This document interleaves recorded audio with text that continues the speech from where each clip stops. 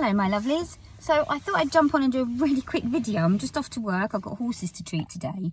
But I've been really pondering some stuff just lately. And I'm going for a big experience myself. And for me, I always like to share my experiences with you guys, because that's how we all learn and grow, is through hearing what other people's experiences are, being able to relate that to our own experiences and learning from it.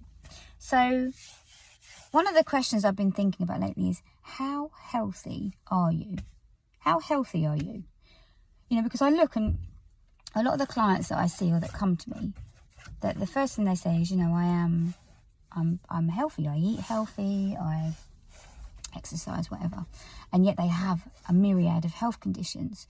So it always poses the question, how healthy are you truly? And so I, consider myself to be fairly healthy. But during lockdown and during the winter, I did go back to eating, some comfort foods. I always stay vegan. I don't veer off the vegan path, but I have, veered into eating a bit of vegan comfort food. And of course what happens is this gradually builds up, and I might think, oh, it's just a little bit that day and a little bit that day, but that builds up in the body over time, and then things start to slow down, the elimination channels get a bit clogged up, stop working, and slowly but surely everything starts deteriorating. Now you probably remember a little while ago I started drinking a lot of watermelon again. So I'm back on it again now. So I was drinking a lot of watermelon, just probably like one whole watermelon juiced up or blended up, and I drink that every morning. Now this is one of the most powerful detoxing foods you can eat and put into your body, especially in this, like this. So what happened, about 4 or 5 days in to having that, my Crohn's disease flared. Bop, up it went. Belly, inflammation throughout my whole body. You can probably see my eyes, they're all bloodshot and sore. Incredible belly aches, all my joints were aching. Massive flare-up. I haven't had a massive flare-up like that in years. So, the mind's like, oh no, what's going on? And yes, it is because I ate all of that rubbish. Now, I could go and blame the watermelon. I could say, oh, I've been having loads of watermelon, it's affected my body, I better steer clear of it. Some of us might think we've got allergies. But what actually happened, this revealed where my true problems were. This isn't the problem. And the trouble is we often blame the fruit or the thing we've eaten that shows we have a reaction to. We blame that when it's not that, it's what's underneath it. What happens is the watermelon is a massively high vibrational energy. It's like 12,000 angstroms when we measure on the energetic scale. It's 12,000 angstroms. Human body sits at about 6,000. So it's double the human energy. So when you're drinking it or you're eating it, it is giving you energy. It's not taking energy from you. It's giving energy. It's minimal. I mean, eating it in a juice form, your body's not even got to digest it properly. It is literally straight into the body, very quickly absorbed, and it is highly astringent. So it starts to pull on all of the acids and all of the cellular waste that's in the body. It starts to pull on it. So there I am drinking a whole watermelon every day, loving it. And of course what it's doing is it's stirring up all of the toxic rubbish that's been sitting, hiding. There's me going along thinking, yeah, I'm all right. I feel okay. I feel relatively healthy. I'm all right. But of course, underneath it all, I've been eating a bit of junk that's gradually backing up within my body. Come in, drink the watermelon, wallop, up it comes. So the fact that my Crohn's flared showed me lymphatically congested in the digestive system. This is why my sinuses have been congested and puffy, because the head, lymphatically, it drains down via the transverse colon. So the moment we get anything going on in the colon area that's backed up and congested, head will be congested. We always need to clear the digestive system first to then start draining down. And I'm like, it all makes sense, And I think the trouble is that nowadays we think we are healthy, but that is gauged, and we think we eat healthy, but that's gauged on us being told that certain foods are healthy when they're not. So it's having a proper education around what foods are. This is why the mucusless diet healing system is one of the ones I promote the most, you know, and transitioning into it.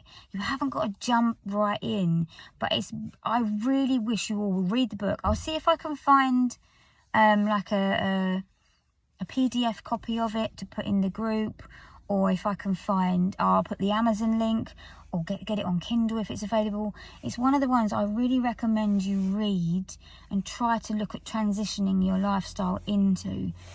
Because when you read it, you understand it. Because we have this notion, you know, we're told in society that milk, for example, dairy, you know, in the olden days, you've got to have your dairy to get your calcium. And yet the truth is, because dairy is so acid, pus and mucus forming, what actually happens is the body tries to buffer the acids by leaching calcium from the bones. Go figure. So on the one hand, they're telling you it's full of calcium, but because of the acid and the pus and the mucus content, the body has to protect itself, so it leaches calcium from the body to protect it from the pus, acid and mucus you're drinking from the thing that's supposed to give you calcium. Also as well, it affects parathyroid. Parathyroid and the adrenals are the part of the body that deal with utilising calcium, parathyroid especially. If we suffer with depressions, low moods and things like that, calcium deficiency, parathyroid's out. So, you know, there's so much we're told in the nutritional diet world that really is not true. So we can think we're eating healthy and we're actually not. The other thing is we become accustomed to living with a certain amount of aches and pains and tiredness and stuff. We become accustomed to it and it becomes normal. You know, you wake up and you feel tired still, or you're a bit achy or something, and you're just like, this is normal. But it isn't normal, because we shouldn't feel that way. And, you know, this is what I noticed in myself, is that rather than I was eating these little bits of vegan junk food, and then gradually I'd wake up in the morning, I'd feel a bit tired, and I didn't listen to those warning signs.